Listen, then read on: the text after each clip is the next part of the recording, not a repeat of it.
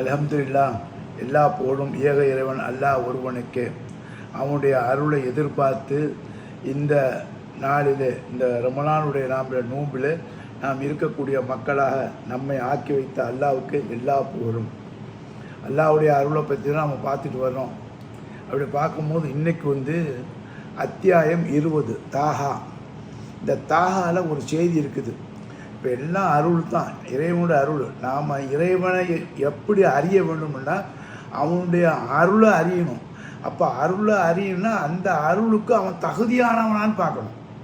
இப்போ இறைவனுடைய அருளை நம்ம அடையணும்னு ஆசைப்படுறவங்க அந்த நோம்பில் கூட அல்லாஹ் சொல்லுவான், நீங்கள் ஆசையோடு உங்கள் இபாத்தை தொடங்க, ஆதரவு வைங்க. அப்போ ஆசையும் ஆதரவும் இருக்கணும். அல்லாஹ் கொடுக்க மாட்டேன், நிராசைப்படக்கூடாது. அப்போ ஆசைப்படணும், ஆதரவு வைக்கணும். அப்படிப்பட்ட இறைவனுக்கு நாம் உதாரணமாக பார்க்கணும். எப்படி பார்க்கணும்னா அவன் ஆசைக்கு தகுதி உள்ளவனா, அவன் ஆதரவுக்கு தகுதி உள்ளவனா அப்படின்னு பார்க்கணும். அப்படி இருந்தால் தான் நம்முடைய இபாத்து, நம்ம வணக்க வழிபாடுலாம் ரொம்ப ஸ்ட்ராங்காக இருக்கும். ஈமான் நிரப்பமாக இருக்கும், தூக்கலாக இருக்கும், இன்னும் அதிகமான நம்பிக்கை வரும் அப்படிங்கிறது தான் அர்த்தம். அப்போ இந்த இடத்துல அல்லாஹ்வுடைய அருளுக்கு தாஹா 20வது அத்தியாயம் தாஹா. அந்த தாஹாவில் அல்லாஹ் சுப்ஹானஹு வ தஆலா எப்படி சொல்கிறான், தன்னுடைய அருளுக்கு ஒரு உத்தரவாதம் கொடுக்குறான்னு பாருங்கள். பிஸ்மில்லாஹிர் ரஹ்மானிர் ரஹீம். தாஹா மா அன்சல்நாஹு அலைக்கல் குரான லிஸ்தஸ்கா. இந்த குரானை நான் இறக்கினேன், உங்களுக்கு கொடுத்தேன். லா தஸ்கா, நீங்கள் சிரமப்பட வேண்டும் என்பதற்காக இந்த குரானை கொடுத்தேங்களாம். நீங்கள் சிரமப்பட வேண்டும் என்பதற்காக இந்த குரானை கொடுக்கல. நீங்கள் சிரமப்படக்கூடாது, அழகான முறையில் அல்லாஹ்வுடைய வெற்றியை நோக்கி நீங்கள் வரணும் என்பதற்காக இந்த குரானை கொடுத்தேங்கிறான். இந்த குரான் சொல்லும் போது அல்லாஹ் சொல்கிறான், இது என்னுடைய வார்த்தை, இந்த வார்த்தையை நீங்கள் படித்து பாருங்கள். அதே சமயத்தில் நான் சொல்கிற கட்டளையும் பாருங்கள், அந்த கட்டளைப்படி நடங்க, என் மீது ஆதரவு வைங்க. அப்படி ஆதரவு வைக்கும் போது இந்த குரான் உங்களுக்கு பாரமாக இருக்குமான இருக்காது. இந்த குரான் மா அஞ்சல்ல அலைக்கல் குரான லி தஸ்கா, நீங்கள் சிரமப்பட வேண்டும், கஷ்டப்பட வேண்டும் என்பதற்காக நான் அந்த குரானை உங்களுக்கு கொடுக்கலங்கிறான்.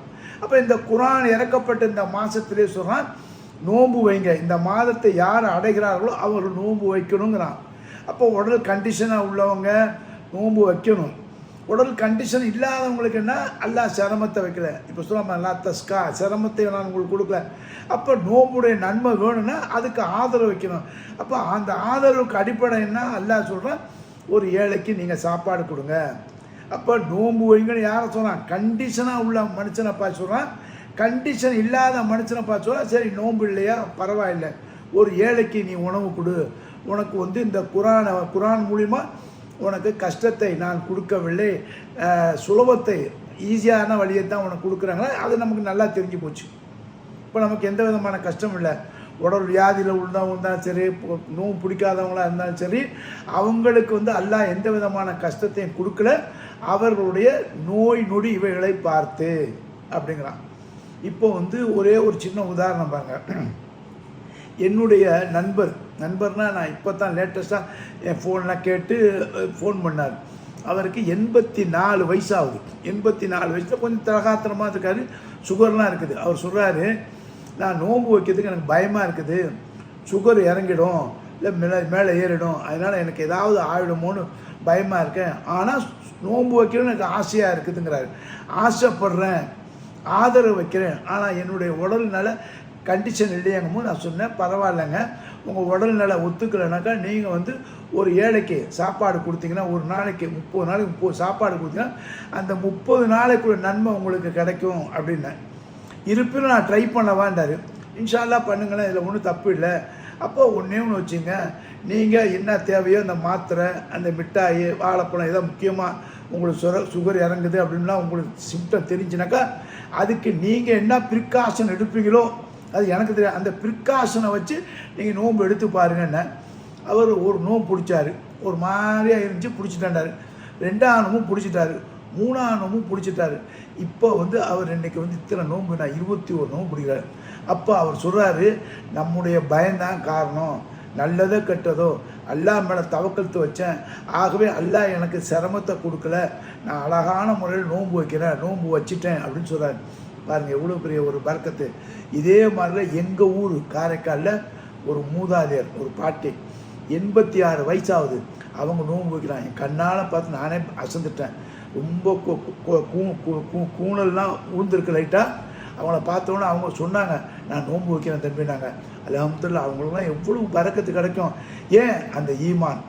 அப்போ அந்த ஈமான அவங்க என்ன, அந்த நோன்பு கூட எனக்கு கஷ்டத்தை கொடுக்கல, அல்லாஹ் எனக்கு கஷ்டத்தை கொடுக்கல அப்படிங்கிறத இந்த உதாரணம் மூலமாக நம்ம தெரிஞ்சுக்கலாம்.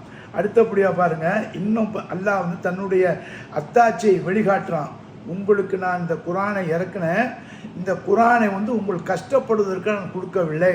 இது யாருக்கு அப்படின்னா, இல்லா திக்ரில் மை யங்ஷா, அதாவது வந்து அல்லாவின் பக்கம் யார் நெருங்குகிறார்களோ, அல்லாவை யார் பயப்படுகிறார்களோ, அதை பயனா அல்லாவின் ஆதரவு வைக்கிறார்களோ அவர்களுக்கு திக்ரா, இது ஒரு உபதேசம். இல்லா திக்ரத்தன் லி மை அஹ்ஷா, யாரெல்லாம் இறைவன் பக்கம் நெருங்கணும், அச்சப்படுற பாருங்க, அந்த நிறைவன் அவங்களுக்கு வந்து அல்லாஹ் சுப்ஹானஹு இது ஒரு திக்ரா கொடுத்துக்கிறான், இது ஒரு அருட்கொடையாக கொடுத்துக்கிறாங்கிறான். அப்போ 800 கோடி மக்கள் இன்றைக்கி இருக்காங்க.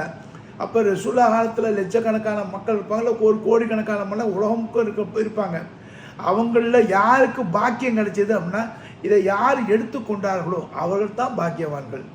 ஏன்னு கேட்டிங்கன்னா, முஹம்மது நபி எடுத்துக்கொண்டாங்கன்னு மட்டும் இல்லை, இந்த குரானை எடுத்துக்கொண்டவங்களுக்கு மட்டும் பாக்கியம் இல்லை, இதற்கு முன்பு மூசாவை எடுத்துக்கொண்டவங்களுக்கும், மூசாவுடைய வேதத்தை எடுத்துக்கொண்டவர்களுக்கும், ஈசாவை எடுத்துக்கொண்டவர்களுக்கும், ஈசாவுடைய வேதத்தை எடுத்துக்கொண்டவர்களுக்கும் அனைவருக்கும் இந்த பரக்கத்து இருக்குதுங்கிறான். ஏன்னா அல்லாஹ் சுப்ஹானஹு தஆலா கேரண்டியாக சொல்கிறான்.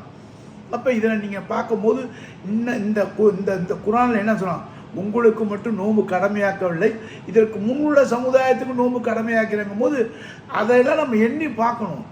அதை எண்ணி பார்க்கும்போது அந்தந்த சமுதாயத்தில் நோன்பு பிடிக்காதவங்க இருந்தாங்க,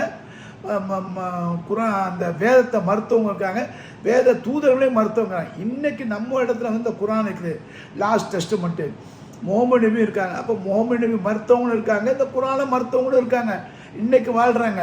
ஆனால் இந்த பாக்கியம் யாருக்கு இருக்குது? இந்த குரானை யார் ஏற்றுக்கொண்டா, அல்லாஹ் சொல், என்னுடைய வார்த்தை யார் ஏற்றுக்கொண்டார்களோ அவர்கள் பாக்கியவான்கள், அவர்கள் பெரிய இறைவனுடைய கருணை கூடவருங்கிறான். அதை சொல்லும் போது சொல்கிறான், எல்லா வேதமும் இருக்குது, இந்த குரான் எல்லா வேதத்தையும் மெய்ப்படுத்துது. அப்போ எல்லா வேதத்தையும் மெய்ப்படுத்துதுன்னா அல்லாஹ் இறக்கி வைத்த வேதத்தை தான் அந்த குரான் மெய்ப்படுத்துது. ஒன்றை மெய்ப்படுத்துனா ஒன்று இறைவனால் அறிமுகப்படுத்த வேதமாக இருக்கணும். அப்போ இந்த வேதங்கள் தான் ஒன்று மெய்ப்படுத்துது. ஆனால் இதே சமயத்தில் அல்லாஹ் சொல்கிறான், தன்னுடைய அத்தாட்சியை கேட்குறான், இது வந்து கையால் எழுதுனதில்லை, யாரோ ஒரு மனுஷர் எழுதுனதில்லை, இது இறைவனாக என்னால் கொடுக்கப்பட்டது.